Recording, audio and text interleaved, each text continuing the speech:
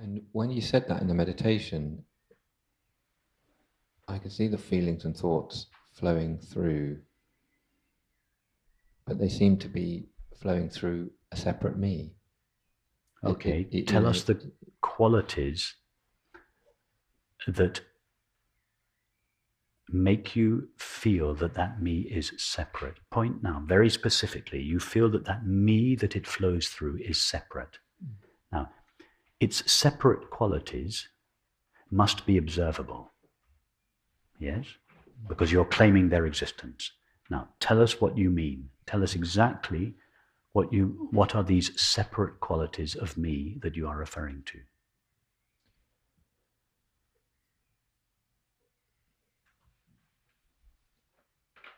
Well, I just felt like I wasn't boundless space. I was a solid, I just felt identified with.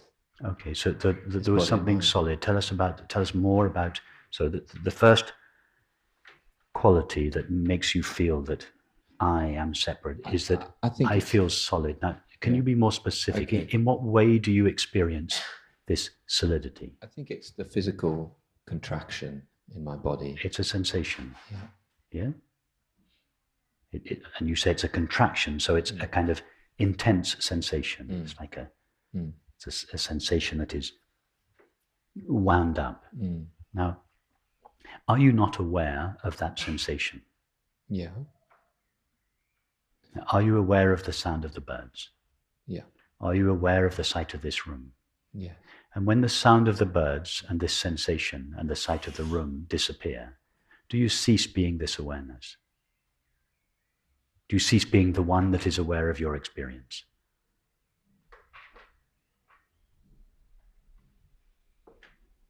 I'm not aware. If I'm not aware of anything, how can I know that I'm aware? Are you aware of the current thought? Yeah. Now, the current thought has already disappeared, yes? Mm-hmm. But that which was aware of it has not disappeared. No. Okay. Now, take your hand off the mic. Change hands, yeah.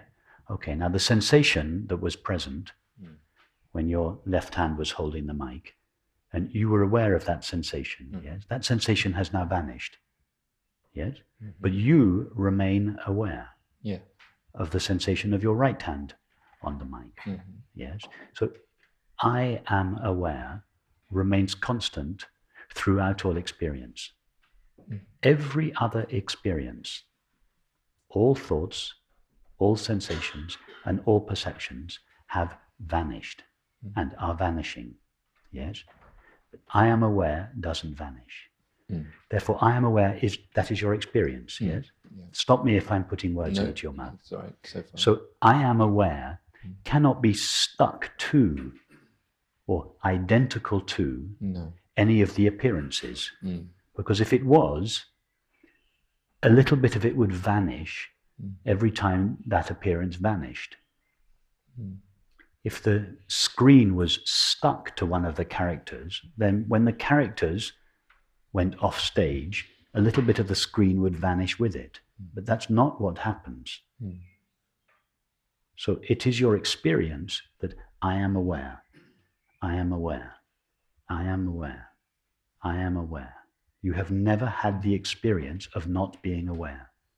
But you have had the experience of all thoughts, sensations, and perceptions coming to an end. In sleep? No, right now, your current thought has just come to an end. Close your eyes. The current perception has just come to an end. Yeah. Okay. But there's always something to replace it seamlessly. Okay, well, let's, I don't want to go into that because that will take us, that's actually, it's not quite true. But if we go down that route, it's quite a long excursion, and I think it will take us away from the main issue here, which is your belief, and more importantly, your feeling, I am identical to this intense sensation, which I say is solid and dense. You said, I feel that I am separate, that the I in which my experience appears is separate. And then I asked, tell us about the qualities of that separateness. And you said it is dense in my body. And we agree that it is an intense sensation. I've now just shown you, or rather you have seen in your experience, that the one that is aware of that sensation is not identical to it. In other words, it doesn't share the limits of that sensation. That sensation is limited both in space, it is appearing here and not there, and it is limited in time, it comes and goes. But you, the one that is aware of it, is not located in space and is not located in time.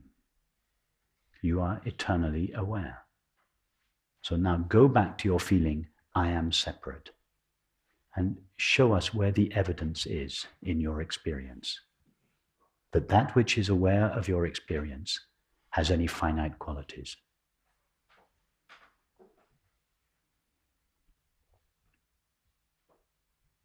Well, I guess there's a sense that even if this comes and goes, it comes and goes a lot, and so I sort of identify with it. When you say it comes and goes a lot, you suggest that it comes and then it goes, and the same it then reappears a little later. Yeah. How do you know it's the same it? It feels the same. Well, when you say it feels the same, you're comparing the current sensation with a memory. Yeah, that's all you're doing. You're comparing the current sensation with a thought. And the thought says, this sensation is the same sensation that appeared yesterday and the day before and the day before and the day before. In other words, thought is attributing a continuity to that sensation. It is saying the sensation continues, or at least it keeps coming back. It's the same sensation in each of these experiences. Yes? And that is not your experience. When a sensation vanishes, let's do it with a thought. Take a thought now, any thought. Okay? It's gone already. Now, try to get that thought back again. Try to get it out of the place into which it vanished, bring it back and recreate it. Not a similar thought, but the very thought itself. Can you get it back? No. Now take your right hand off the mic, change hands again. Now that sensation dissipates and vanish. Yeah?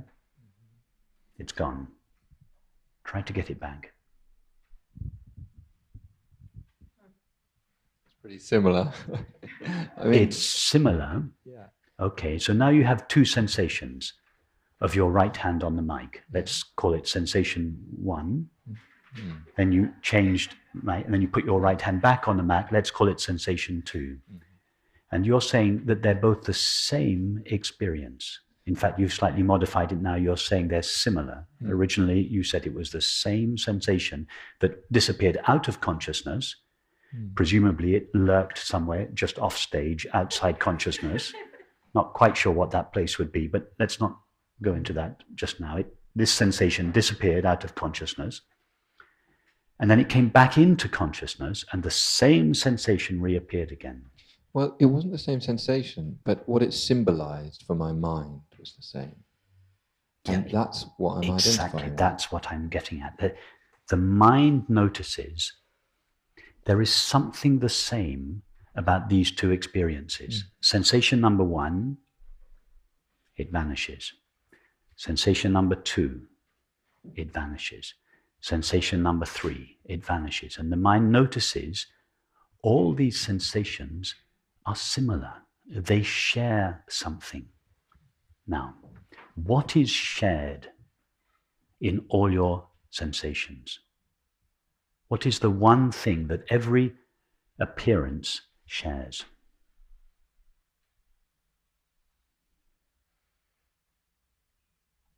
There is one thing. Every movie you have ever watched, the movie here is the equivalent of the sensation. There is one thing that every movie you have ever watched shares. What is that? Well, of course, it's consciousness.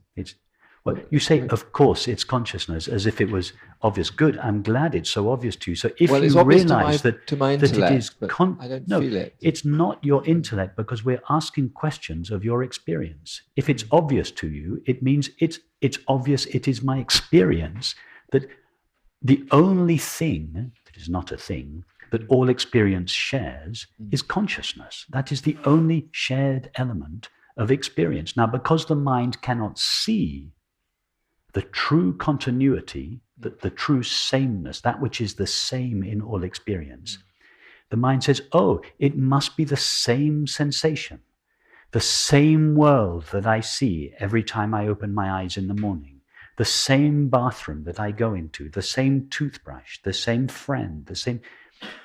None of these appearances are the same. The only thing that is the same about every experience is consciousness. The world and your body and your mind borrow their apparent continuity from the only true continuity there is, which is consciousness. But the mind cannot see that consciousness, so has wrongly attributed continuity to the world. The world borrows its existence from you. That is your experience. And yet, it's not. I can see logically that would be... What you say logically, but it's true, I'm rationalizing our experience, but these rational ideas are derived from experience. I'm formulating or conceptualizing experience, but I'm deriving my concepts from experience itself. I'm not deriving it from previous beliefs. This is what Atmananda Krishna Menon meant by higher reasoning, for those of us that have read Krishna Menon. It is reason that is derived from experience itself, not from beliefs.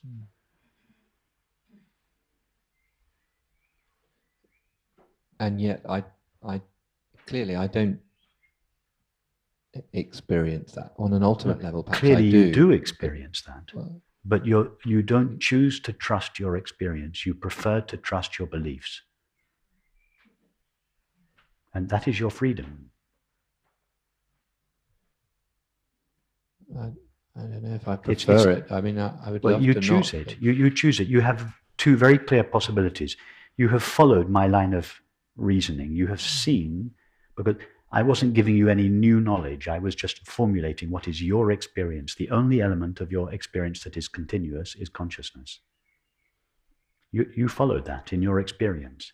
And you have a belief that what is continuous in your experience is not consciousness, but the body. You can see that that's not your experience. So you have these two possibilities. You have experience and belief. I wonder how clearly I see it. I mean,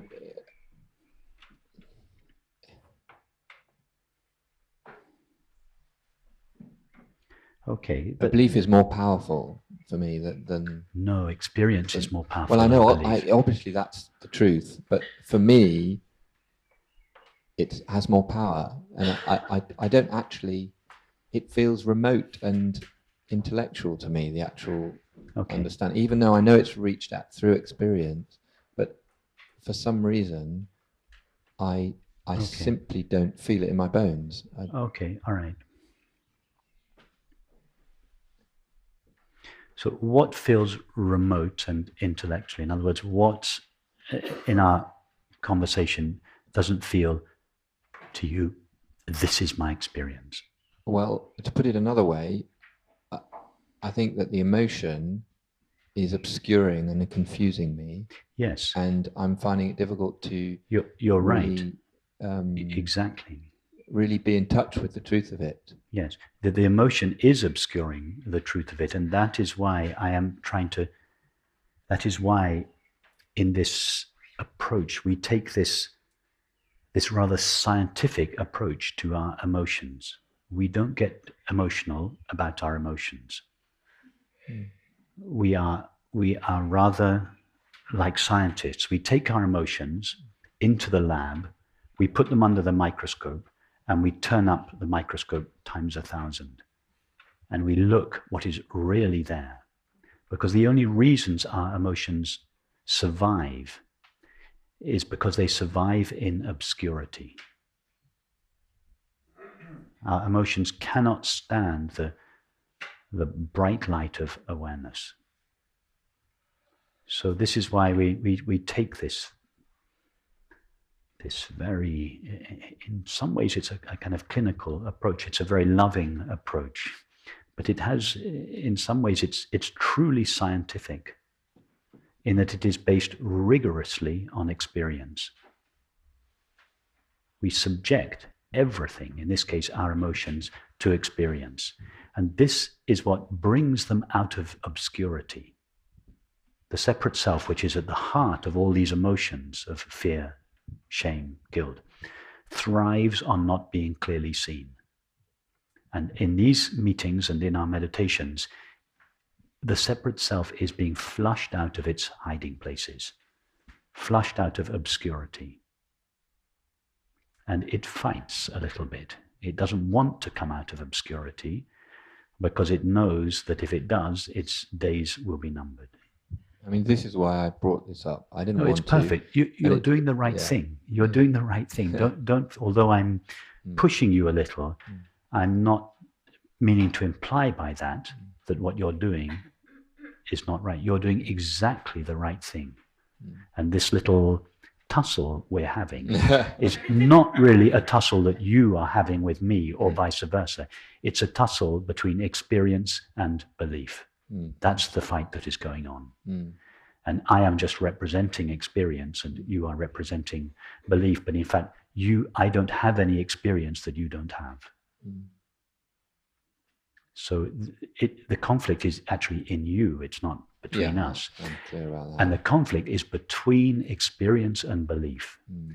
And the separate self thrives on that conflict. As long as there is a conflict there, the separate self is safe. But the separate self cannot stand the resolution of that conflict. So I understand it's very honest of you to acknowledge that although everything that is being said here makes sense and you have some experience of it, at the same time you acknowledge that it is not your lived and felt experience. That's very good that you don't buy the, oh yes, everything appears in impersonal, unlimited awareness idea too quickly. But I would just encourage you to carry on with this discussion between experience and belief. I think separate self is just in me is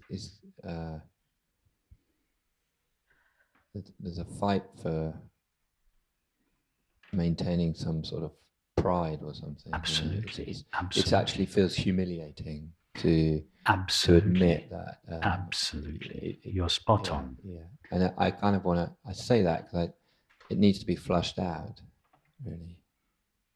But the fact that you are willing to expose this in front of all of us and not just keep it in the privacy of your heart already shows that your love of truth is stronger than your love of your beliefs.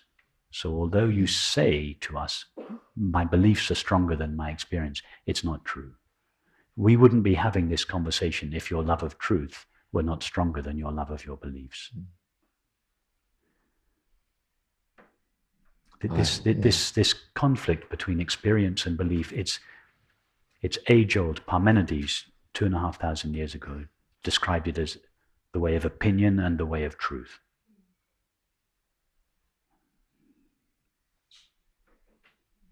So I would just encourage you to proceed very cautiously as you are, not to subscribe too quickly to any non-dual understanding that isn't your lived and felt experience, and to question, to push. And of course, here you're You're questioning me, but of course, I know you understand. It's not really me that you're questioning. It's beliefs that are being questioned, and it is experience that is challenging belief. Belief is then coming back to experience and trying to persuade it that it is not what it thinks it is. Well, the beliefs feel like experiences. That's what's so confusing. Well, it's true. The beliefs are experienced, but the beliefs don't represent your experience. My deeper experience. The beliefs are experienced. They are known. Yeah. But they represent a self that is not present. They do not represent experience. Your beliefs are all founded on a single belief. I, consciousness, am temporary and finite. That is the root belief upon which all your other beliefs and feelings are based. So in this approach, we don't really attend to those numerous other beliefs and feelings. We attend to their root, the belief that I, consciousness, am temporary and finite. We just shine this bright laser-like light on that belief and we explore it. And we go on. It's not a one-time exploration. It's not, oh, I come to one of Rupert's retreats and explore this once and then go home. It's an ongoing.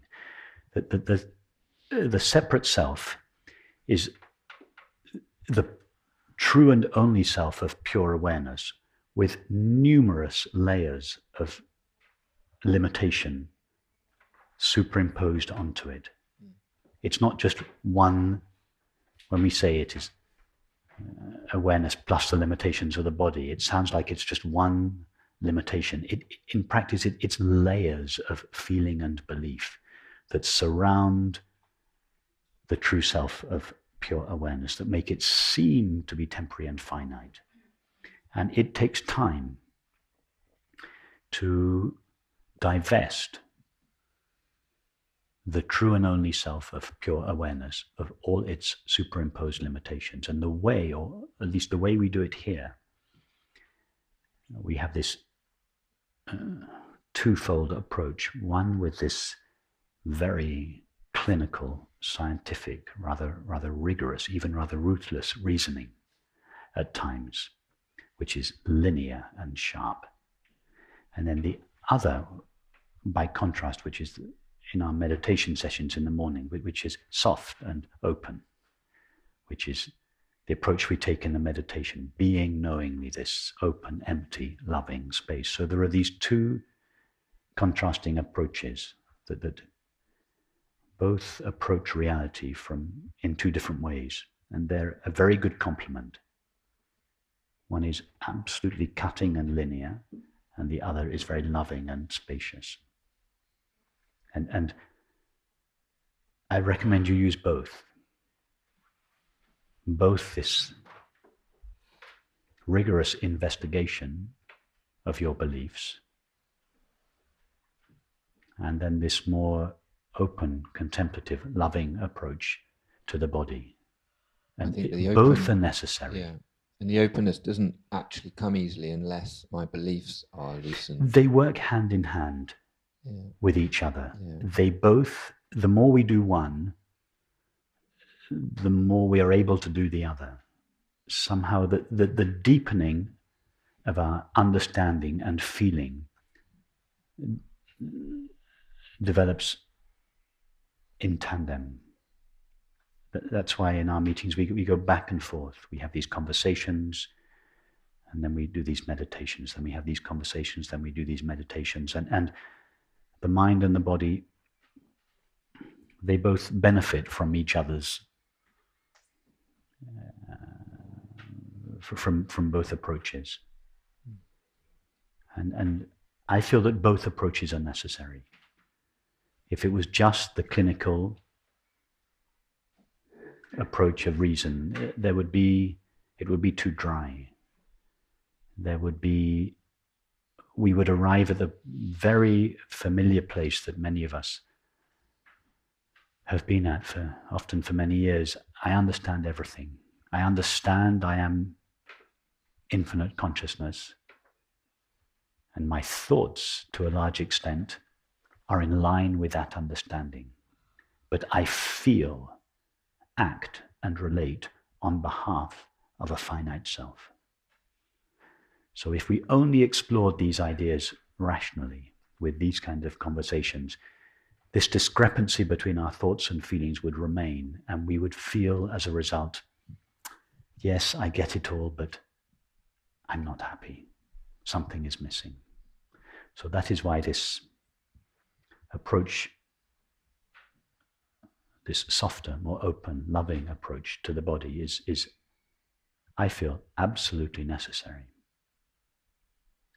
But if we just did that, whilst our feelings may gradually be realigned, our beliefs would constantly play havoc with us and cause us to doubt the validity of what we had experienced at the level of feeling. So I would encourage you to do both. And you're obviously, as a character, you're well balanced between the two, between thinking and feeling. So you're well placed to walk on both tracks of this path.